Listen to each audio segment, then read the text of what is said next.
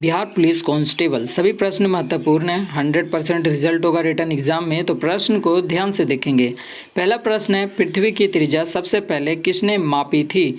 तो इरेटोस्थनीज ने मापी थी। किसने मापी थी? इरेटोस्थनीज ने मापी थी।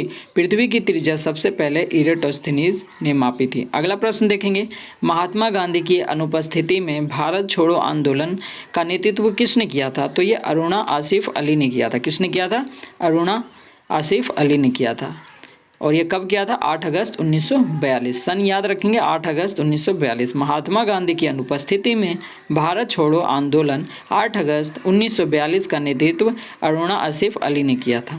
अगला प्रश्न है, दशमलव पद्धति का उदय कहाँ हुआ था? तो ये भारत में हुआ था। कहाँ हुआ था? भारत में। दशमलव पद्धति का उदय भारत में हुआ। अगला प्रश्न देखेंगे, प्लासी के युद्ध है ना, प्लासी के युद्ध 23 जून 1757 के समय बंगाल का नवाब कौन था?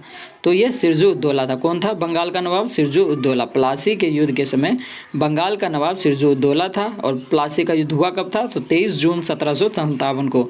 23 जून 1757 को प्लासी का युद्ध 23 जून 1757 के समय बंगाल का नवाब सिरजू उद्दौला था। अगला प्रश्न है, नर्मदा और ताप्ती नदियों के जल को सातपुड़ा श्रृंखला विभाजित करती है। कौन विभाजित करती है? सातपुड़ा श्रृंखला विभाजित करती है।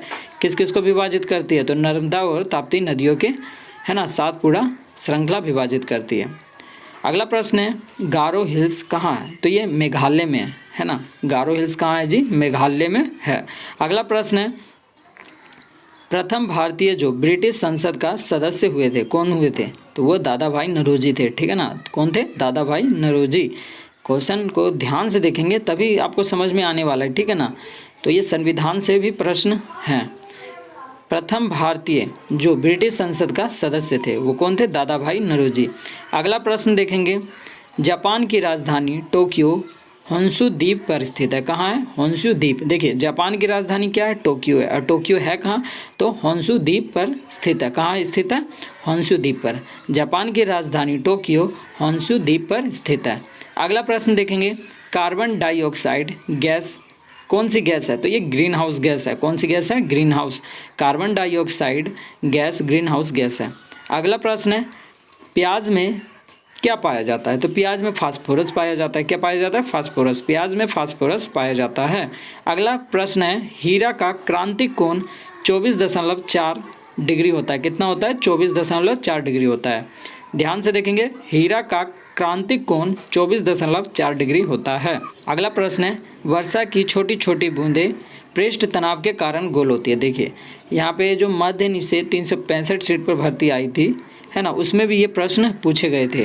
मैं बात कर रहा हूँ मध्य निषेध 365 सीट पर भर्ती आई थी, उसके रिटर्न एग्जाम में ये प्रश्न पूछा गया था। ठीक है ना, तो वर्षा की छोटी छोटी बूंदें किसके कारण गोल होती है? पृष्ठ तनाव के कारण गोल होती है। जिन्होंने एग्जाम दिया था मध्य निषेध 365 सीट पर जो भर्ती आई थी उसका रिटर्न एग्जाम दिए होंगे तो आपको ये पता होगा कि ये प्रश्न आए थे। अगला प्रश्न देखेंगे, वायु का बुलबुला जल में अवतल लेंस की भांति कार्य करता है। देखिए, और जो 76 सीटों पर भर्ती आई थी उसमें अवतल लेंस से भी रिलेटेड प्रश्न थे। ये नहीं थे लेकिन अवतल लेंस से रिलेटेड थे। तो इस चैनल पे आपको वही पढ़ाया जाता है, वही रिवीजन कराया जाता है जो मिलते जुलते प्रश्न आते हैं हूबहू, है ना। तो इससे भी डायरेक्ट क्वेश्चन लड़ेंगे, तो आप जो वीडियोस हम अपलोड करते हैं वो ध्यान से देखें। 100% रिजल्ट होगा आपका। ठीक है ना, तो रिवीजन के लिए ये वीडियोस आपके लिए बेस्ट है। तो अगला ये प्रश्न था, वायु का बुलबुला जल में अवतल लेंस की भांति कार्य करता है। किसकी भांति कार्य करता है? अवतल लेंस की भांति कार्य करता है।